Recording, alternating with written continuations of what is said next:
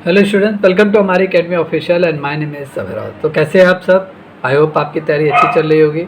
जितने भी स्टूडेंट लोग EMRS अकाउंटेंट का फॉर्म फिलअप किए हुए हैं, अभी फिलअप करने की डेट तो बढ़ गई है, 18 अगस्त हो गई है। आप सभी लोग फॉर्म को फिलअप कर दीजिए। 361 पोस्ट के लिए काफ़ी अच्छी वैकेंसी है, अच्छे पैकेज वाली ये जॉब है, तो आप सभी लोग फॉर्म फिलअप कर दीजिए। एंड आप सबकी तैयारी तो कंटिन्यू अब चल रही होगी, ठीक है। एंड देन इस पूरे एजुकेशनल चैनल पर आपकी क्लासेस चलाई जा रही है EMRS अकाउंटेंट की। लगातार मैं अपडेट देता रहता हूँ, कोई भी लेटेस्ट अपडेट आता है एंड यहाँ पे क्लासेस आपकी कंटिन्यू चलती रहती है MCQ की। क्लियर। आज के क्लास में हम लोग फिर कुछ MCQ इंपॉर्टेंट क्वेश्चन के MCQ देखेंगे जो आपके एग्जाम में आए हुए क्वेश्चन है। प्रीवियस एग्जाम मतलब मैं कहूँगा कि इंडिया के जितने भी एग्जाम हुए अभी तक कॉमर्स के, उसमें ये सभी क्वेश्चन आए हुए हैं। आज हम लोग सिर्फ उन्हीं क्वेश्चन को अटेम्प्ट करेंगे। इंपॉर्टेंट क्वेश्चन है, इसमें न्यूमेरिकल है, थियरी है, सब है। ये सब इंपॉर्टेंट क्वेश्चन है। आप इसको ध्यान से वॉच कीजिए। इसके PDF वगैरह भी आपको मिल जाएगा। क्लियर। एंड जितने भी स्टूडेंट जो लोग इस क्लास को देख रहे हैं, ठीक है, इस वीडियो को पूरी तरीके से लेक्चर को वॉच कर रहे हैं, ठीक है, आप हमारे पेड बैच से जरूर जुड़िए, क्योंकि पेड बैच में आपकी क्लासेस कंटिन्यू चल रही हैं। 15 जुलाई से चल रही हैं। इसमें आपको डेली MCQ की क्लासेस मिलेंगी, डेली थियरी की क्लासेस मिलेंगी। थियरी MCQ दोनों अलग अलग क्लासेस चल रही हैं। थियरी बेसिक लेवल से पढ़ाया जा रहा है, MCQ जितने भी इंपॉर्टेंट क्वेश्चन है अकाउंट के, कॉमर्स के, चाहे वो सभी सब्जेक्ट से आते हैं, मतलब income tax, budget, taxation, GST, government portal, accounting, ठीक है, फाइनेंशियल मैनेजमेंट, सभी मिक्सिंग क्वेश्चन रहता है। डिटेल एक्सप्लेनेशन के साथ MCQ चलता है, उसी बेस पे आपका एग्जाम होना है। एंड थियरी की क्लासेस बेसिक लेवल से चल रही है। अभी कल के क्लास में बैलेंस शीट होगा, ठीक है, बैलेंस शीट पूरा पढ़ा दिया जाएगा। देन उसके बाद डेप्रिसिएशन, फिर उसके बाद profit and loss account, sorry depreciation के बाद फिर पार्टनरशिप के सारे चैप्टर चालू हो जाएंगे। सभी में न्यूमेरिकल आता है, वो सब आपको पेड बैच में कराया जाएगा, थियरी न्यूमेरिकल। एंड एक हफ्ते में आपका अकाउंट पूरा फाइनल हो जाएगा। तो जितने भी स्टूडेंट जो अभी पेड बैच से ज्वाइन नहीं हुए, पेड बैच से ज्वाइन कर लीजिए, क्योंकि सक्सेस अगर आपको लेनी है तो पेड बैच आपको ज्वाइन करना पड़ेगा। क्लियर। तो आज की क्लास में हम लोग इंपॉर्टेंट क्वेश्चन को देखेंगे जो आपके एग्जाम में आए हुए क्वेश्चन है। क्लियर है। तो आप लोग को इस क्लास की PDF आपको ऐप पर मिल जाएगी। आप ऐप पे विजिट कीजिए, लॉगिन कीजिए, रजिस्टर कीजिए, लॉगिन कीजिए, वहाँ पर आपको पूरी तरीके से आज की क्लास की PDF आपको मिल जाएगी। क्लियर। जितने भी कैंडिडेट जिन लोगों ने EMRS अकाउंटेंट का फॉर्म फिल नहीं किया, वो फॉर्म फिल कर ले, क्योंकि लास्ट डेट चल रहा है। और लास्ट डेट में क्या सर्वर बिजी रहता है, पेमेंट कट जाता है, पेमेंट आगे नहीं बढ़ता है, बहुत सारे इशू हो जाते हैं। तो आप सभी लोग फॉर्म को फिलअप कर दें। अब कहीं पर भी आपको नहीं समझ में आ रहा है फॉर्म में, तो आप तुरंत कॉल कीजिए, कॉल बैक तुरंत कीजिए, ठीक है। जितनी भी जानकारी होगी वो आपको दी जाएंगी। क्लियर। तो आज के इस सेक्शन में हम लोग पूरी तरीके से accounts, audit and income tax, इन सभी के क्वेश्चन को हम लोग देखेंगे। Account, audit and income tax, clear, इन सभी के क्वेश्चन को हम लोग देखेंगे, इंपॉर्टेंट क्वेश्चन के सेट्स को कवर करेंगे। Clear. The first today is first question. यहाँ पे थोड़े से टाइपिंग आपको मिल जाएंगे, यहाँ सेकंड लिखा है लेकिन फर्स्ट क्वेश्चन ही है। क्लियर। इससे आप लोग कभी वो मत होइए, क्योंकि वो टाइपिंग थोड़ी सी एरर हो जाती है। क्लियर। बाकी क्वेश्चन सब ठीक है। देख, first question is which of the following is not recorded using adjust general entries. निम्नलिखित में से कौन, किसका उपयोग, मतलब कौन सा जनरल प्रविष्टियों में, मतलब जनरल एंट्री में एडजस्टमेंट नहीं किया जाता, समायोजन करने के लिए उपयोग में नहीं किया जाता है। तो आपके ऑप्शन है, वेट, हाँ, आपके ऑप्शन है एक्रूड एक्सपेंसेस, आपके ऑप्शन है एक्रूड एक्सपेंशन, एक्रूड रिवेन्यू, अर्जित व्यय और अर्जित राजस्व, पोस्टपोन एक्सपेंसेस, पोस्टपोन व्यय। क्लियर। पोस्ट पेड एक्सपेंसेस है एंड नॉन कैश एक्सपेंसेस, गैर नगद व्यय, पूर्वदत्त prepaid expenses and unearned revenue, पूर्वदत्त व्यय या अनर्जित राजस्व। तो आपका किसका उपयोग हम लोग किसमें नहीं करते हैं? जनरल एंट्रीज हम लोग नहीं करते हैं, ठीक है। जनरल एंट्रीज प्रायर नहीं किया जाता है इनका एडजस्टमेंट करने के लिए। तो आपके राइट आंसर है बी, मतलब मुख्य समायोजन एडजस्टमेंट रोजनामचा में किए जाते हैं। क्लियर। तो मतलब आपका राइट आंसर है बी।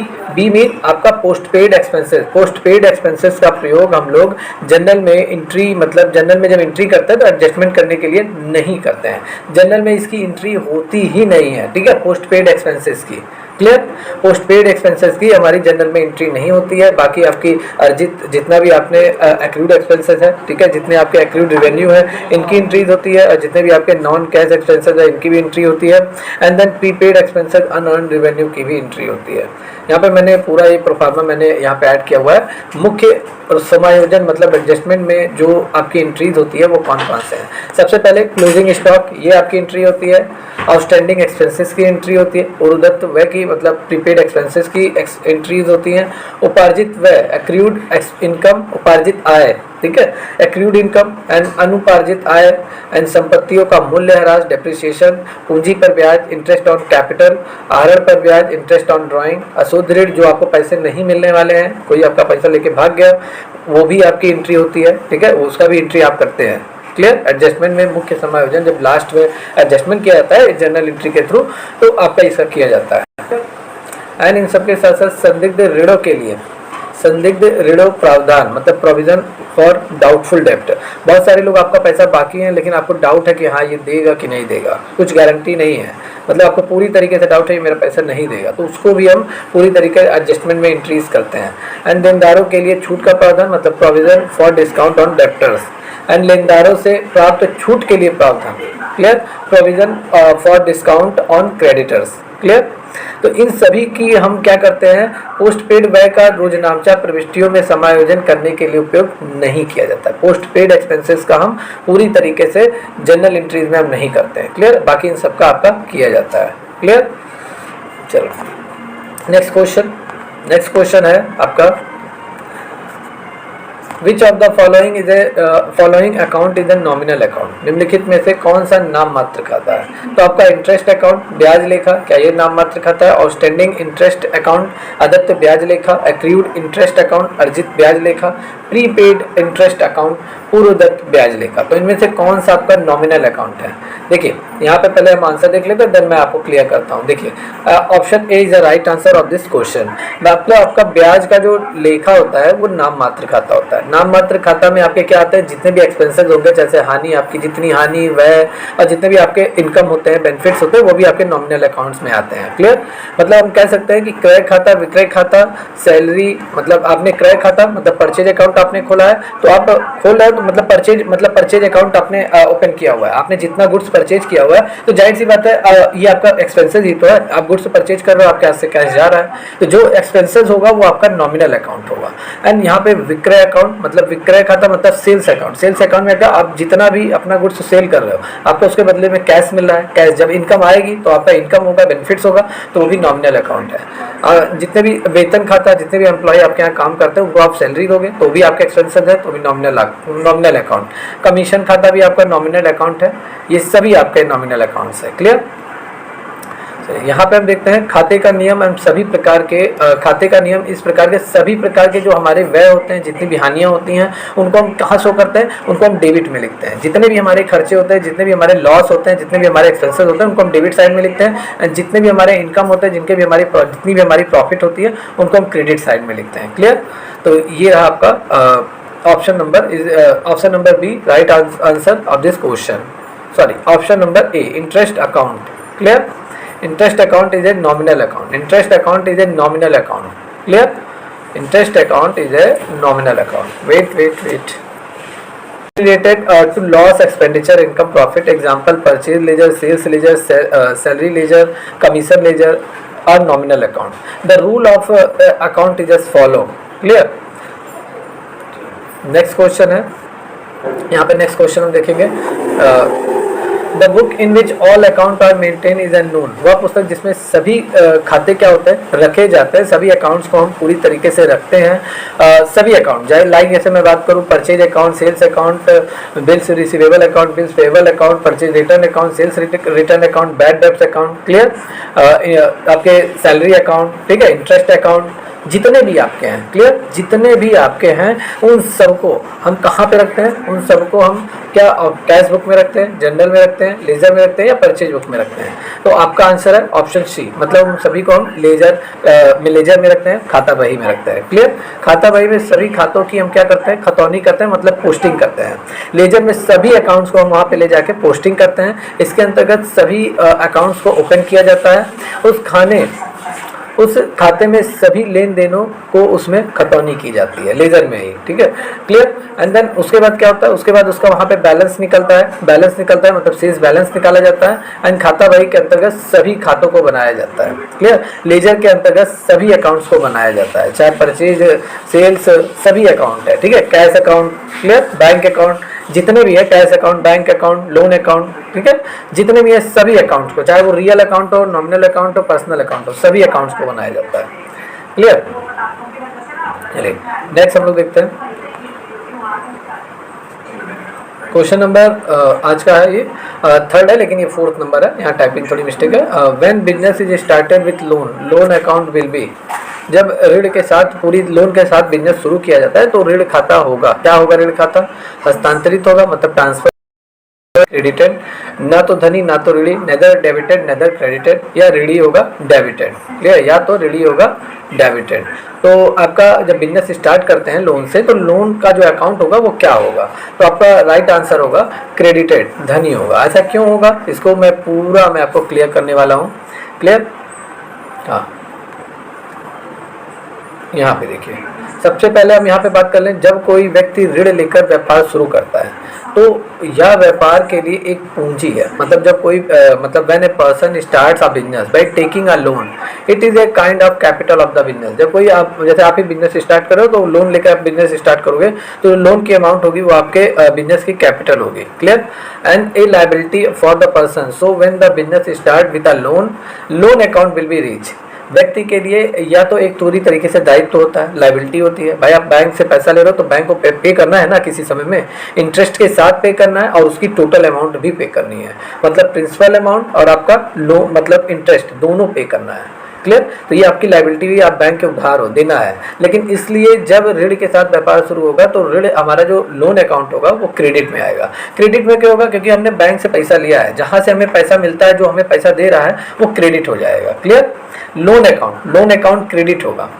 क्लियर? जब आप अपना अकाउंट सेट तैयार करोगे तो जितने भी आपके क्या होंगे, जितने भी आपके एक्सपेंसेस होंगे वो आपके डेबिट साइड में होंगे, एंड जितने भी आपके बेनिफिट्स होंगे, इनकम होंगे, वो आपके क्रेडिट साइड में होंगे। तो अभी तो इनकम आपकी आ रही है, मतलब कैपिटल आपको मिला है, तो एक तरफ से कैश आ रहा है, ठीक है, तो ये आपका क्या हो जाएगा? क्रेडिट साइड में होगा। क्लियर? तो ऋण खाता क्या होगा? लोन अकाउंट आपका क्या होगा? क्रेडिट होगा। क्लियर? चलिए यहाँ पे हम नेक्स्ट क्वेश्चन देखते हैं। नेक्स्ट क्वेश्चन है आपका, long term assets having no physical existence but possessing a value are called. लंबी अवधि के लिए ऐसी संपत्ति जिसका भौतिक अस्तित्व नहीं होने पर मूल्य संपन्न होते हैं वह कहलाती है। क्लियर? मतलब intangible assets, fix assets, current assets या इन्वेस्टमेंट, तो आपके क्या होंगे? ठीक है, लॉन्ग टर्म जो आपकी लंबी अवधि दीर्घकालीन संपत्ति होती है उसका कोई भौतिक अस्तित्व नहीं होने पर उसका मूल्य जो होता है वो कैसा होता है। क्लियर?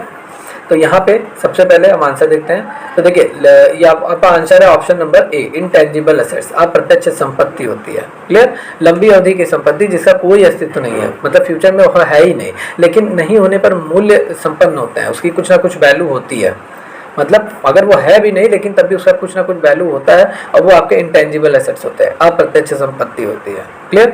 लंबी अवधि ऐसी संपत्ति जिसका भौतिक अस्तित्व नहीं होने पर मूल्य संपन्न होते हैं, अप्रत्यक्ष संपत्ति कहलाती है। एग्जाम्पल से आप समझिए, जितना भी आपकी सद्भावना है, ब्रांड पहचान है।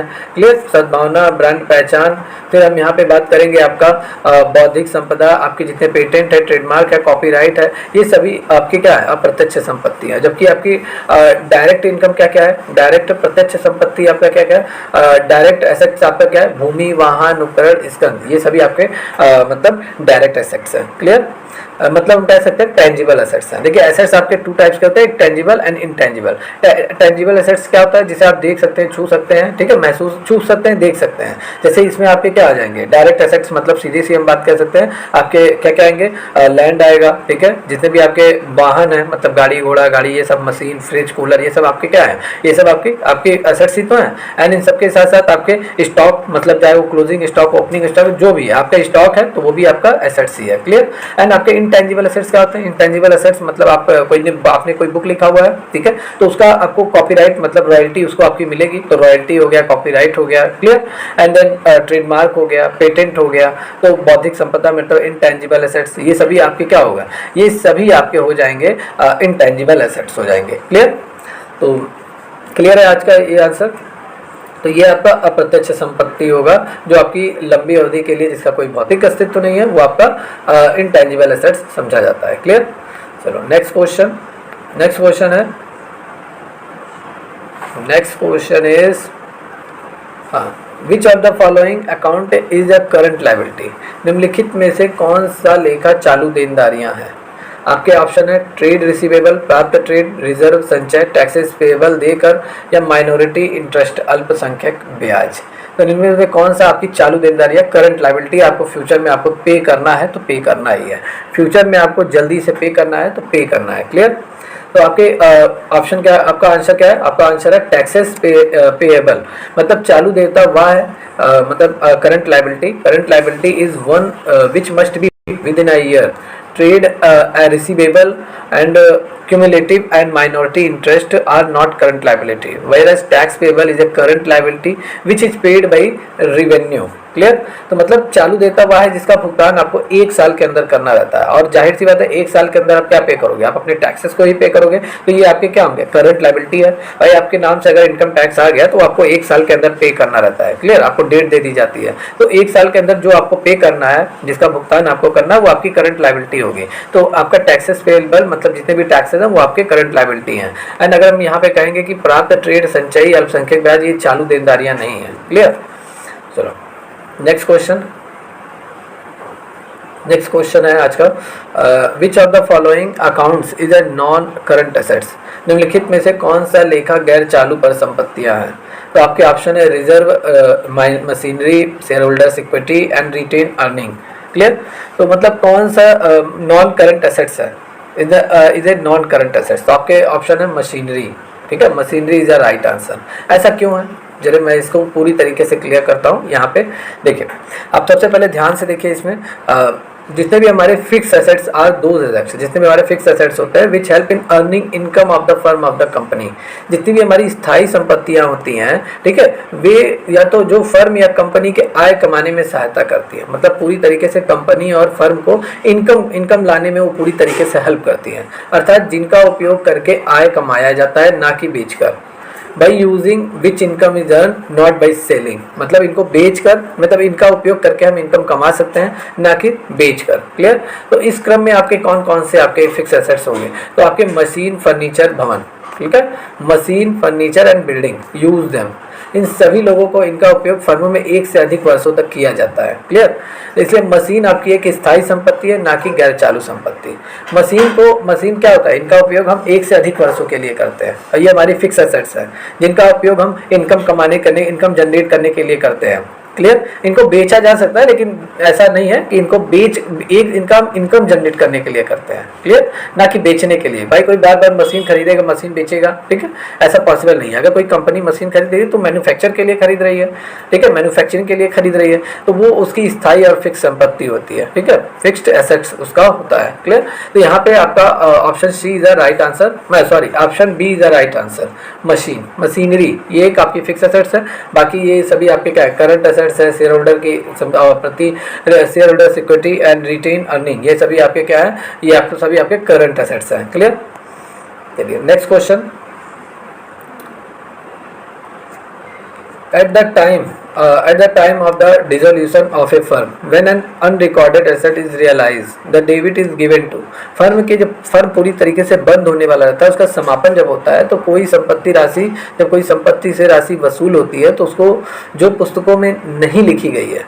क्लियर? जैसे ही कोई फर्म का पूरी तरीके से डिसोल्यूशन होता है, कोई फर्म का समापन होता है, उसके समय संपत्ति से जो राशि, मतलब संपत्ति मतलब आपके अनरिकॉर्डेड एसेट से is realise, when an unrecorded assets is realise, जब कोई ऐसी संपत्ति से राशि वसूल होती है, जब फर्म बंद होता है, कोई ऐसी संपत्ति से राशि वसूल होती है जो पुस्तकों में लिखी ही नहीं गई है। क्लियर? तो इसका निम्न का खाता विकल्पित किया गया है। किसमें किया गया है?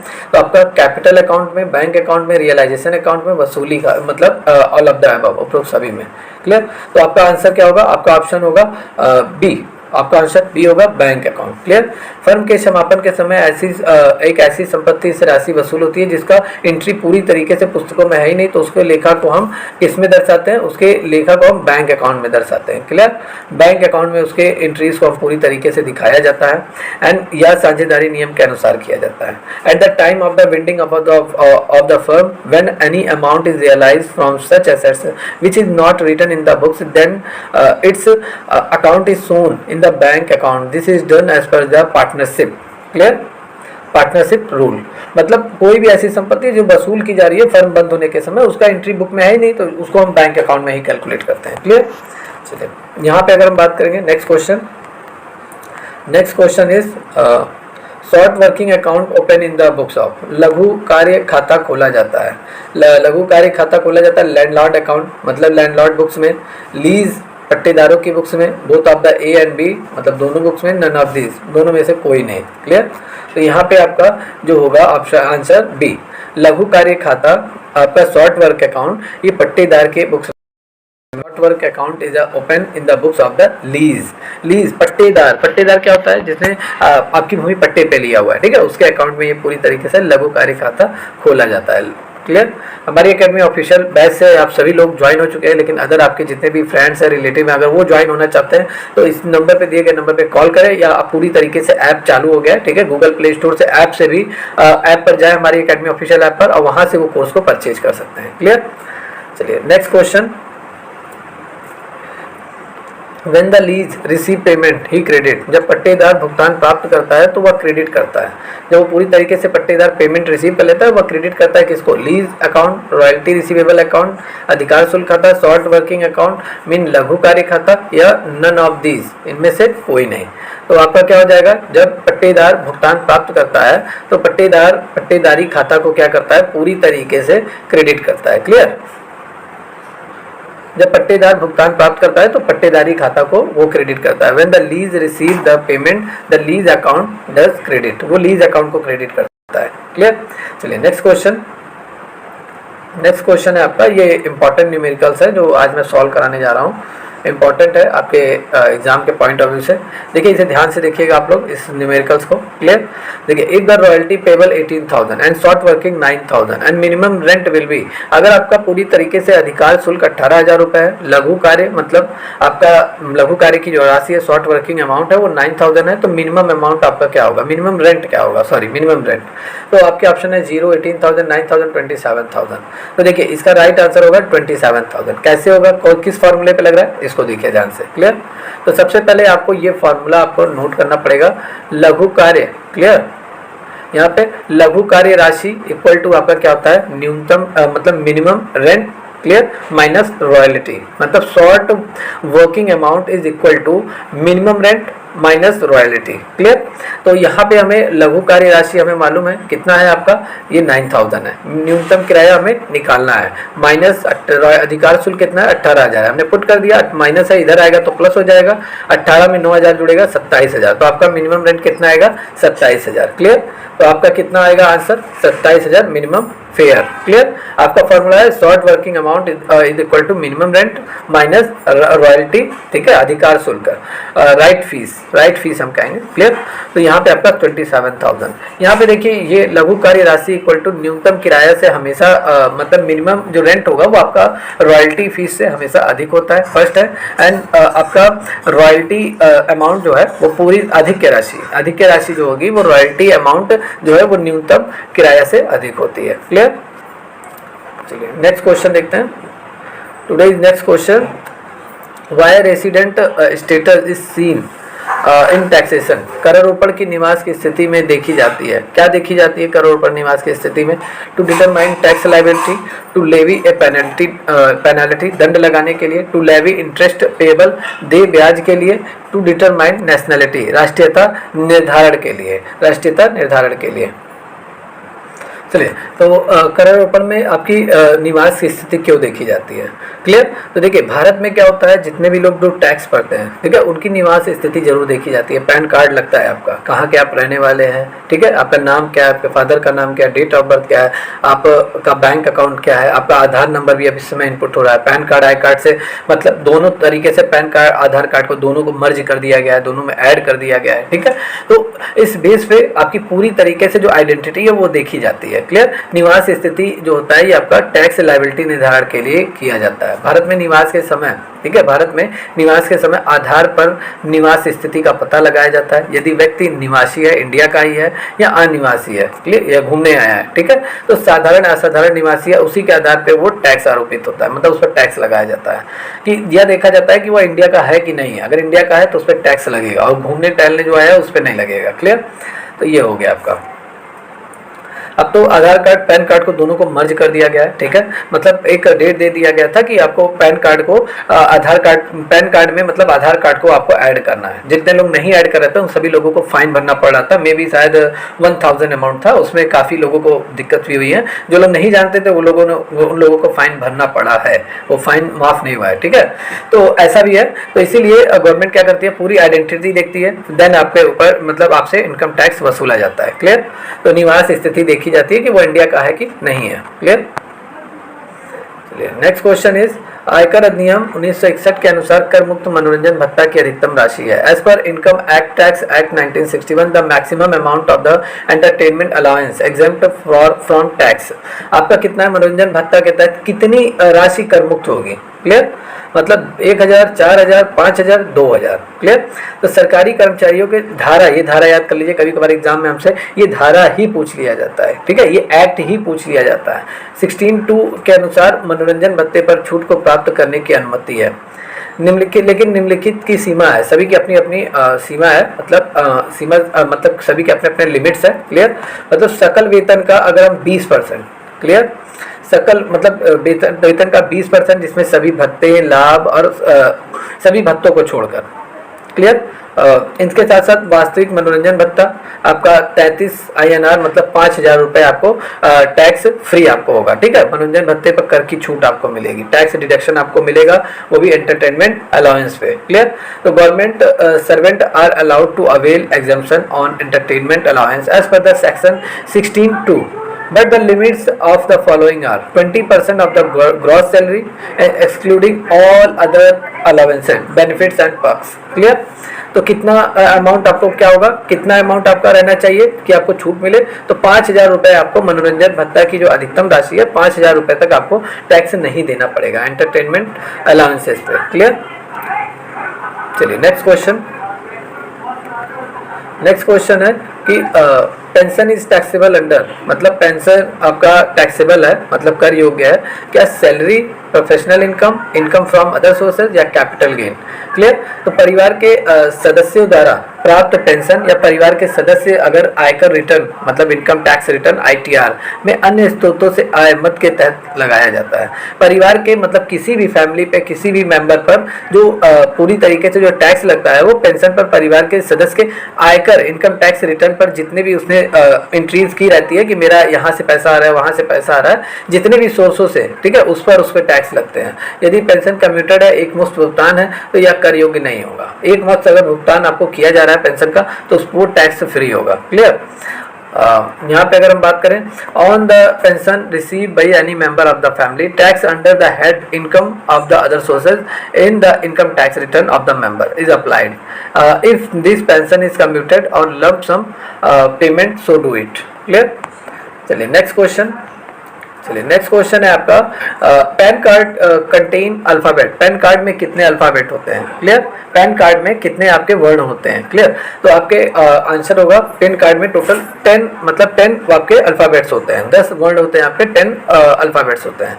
अब देखिए आधार कार्ड का भी आपसे पूछ लिया जाता है, पैन कार्ड का भी आपसे पूछ लिया जाता है, तो ये दोनों इंपॉर्टेंट है, इसको आपको मालूम रहना चाहिए। जैसे मैं पैन कार्ड में 6 वर्ण होते हैं। क्लियर। पैन कार्ड में आपके 6 वर्ण होते हैं, जैसे AFZP के मतलब यहाँ 3 to 5 और ये देखिए एक लास्ट में है, तो आपके 6 वर्ण होते हैं। क्लियर। एंड अगर हम नंबर को भी ले लें तो 6 4 10 आपका हो गया, मतलब 6 आपके ABCD वाले मतलब आपके अल्फाबेट हो गए एंड आपके 4 नंबर्स हो गए, 4 नंबर्स हो गए। तो अगर हम अल्फाबेट की अगर बारे में बात करें तो यहाँ पे आपका आंसर जो हो जाएगा वो 6 हो जाएगा। क्लियर। आंसर 6 हो जाएगा अल्फाबेट के बारे में। क्लियर।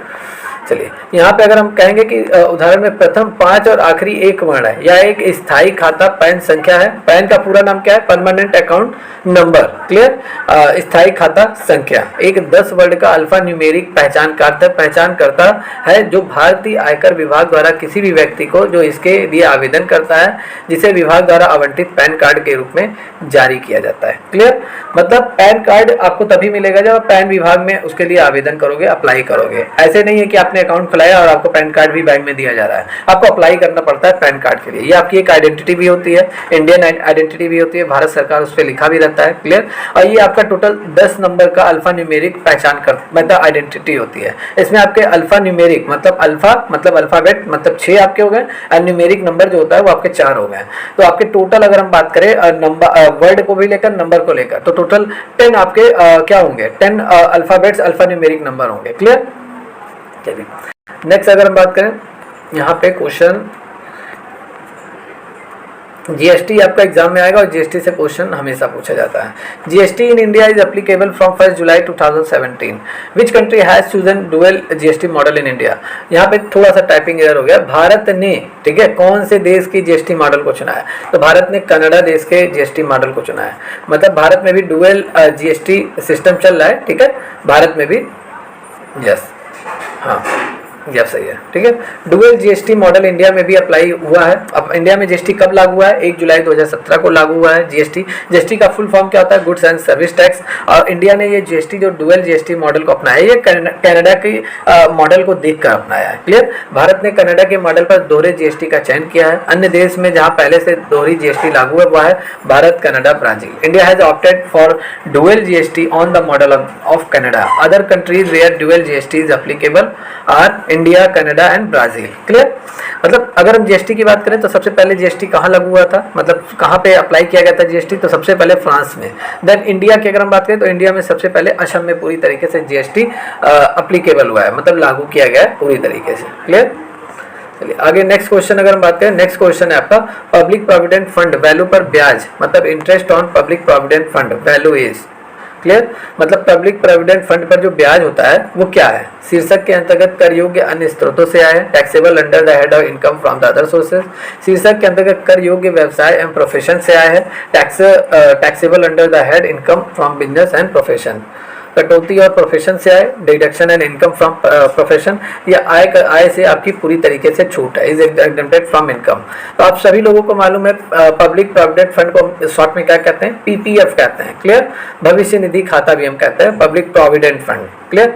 वह फंड है जो आयकर, जो इनकम टैक्स, ठीक है, इनकम टैक्स जो मुख्य कमिश्नर होता है, अथवा कमिश्नर होता है द्वारा ये स्वीकृत होता है यह फंड। इसमें कर्मचारी प्रोविडेंट फंड, ये एक्ट आप लोग लग कर लीजिए 1962 के अंतर्गत बनाई गई ये योजना थी। मतलब पब्लिक प्रोविडेंट फंड किस योजना प्लान के अकॉर्डिंग बनाया गया था, तो पब्लिक प्रोविडेंट फंड 1962 के तहत ये पूरा बनाया गया था। स्थापित पब्लिक प्रोविडेंट फंड शामिल है, साधारणतः यह फंड अनुसूचित बैंक, कारखानों, बहुत सी व्यापारिक संस्थाओं में रखा जाता है। इस प्रकार का यह फंड निजी क्षेत्रों और संगठनों द्वारा रखा जाता है, clear. This is a fund is approved by the chief commissioner or commissioner of income tax. It is also include the provident fund established under the scheme created under the employees provident fund act 1962, generally this fund, clear.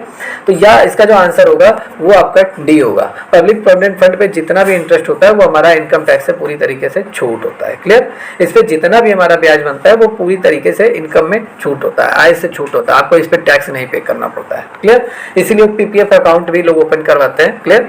Public provident fund, अगर आप कोई business मतलब आप कोई private job करने जा रहे हो तो आपका बेसिक सैलरी आपको मिलती है, जितने भी भत्ते होते हैं वो मिलते हैं, अलाउंस, एंड इन सबके साथ साथ आपको पीपीएफ में आपका 1000-2000 हर महीने कटता रहता है, क्लियर। वही होता है पब्लिक प्रोविडेंट फंड, क्लियर। चलिए नेक्स्ट क्वेश्चन,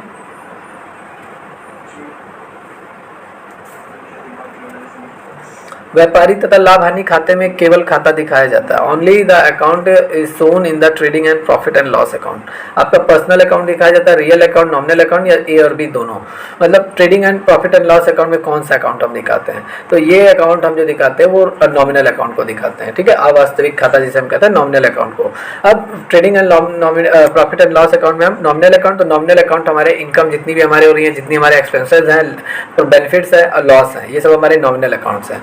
जैसे हम कह सकते हैं जितनी आपकी सैलरी अकाउंट, ठीक है, प्रॉफिट अकाउंट, लॉस अकाउंट आपका हो गया, इंटरेस्ट अकाउंट हो गया, क्लियर, इनकम अकाउंट हो गया, तो ये सब आपके क्या है, नॉमिनल अकाउंट है, क्लियर। वेजेस अकाउंट, तो ये सब आपके नॉमिनल अकाउंट्स है, क्लियर। चलिए next question, how is a commercial, यहाँ पे डिस्काउंट होगा, क्लीन गलत लिखा गया है, कॉमर्शियल डिस्काउंट, ये बट्टा है, भट्टे नहीं है, टाइपिंग थोड़ी एरर हो जाती है, आप सभी लोगों से इसके लिए सॉरी कहना चाहते हैं, ठीक है। व्यापारिक भत्ते को किस प्रकार बताया जाता है? How is commercial discount explain? वो क्या वस्तु के मूल्य में जोड़कर, वस्तु के क्रय मूल्य में घटाकर, वस्तु के विक्रय मूल्य में जोड़कर, वस्तु के विक्रय मूल्य में घटाकर।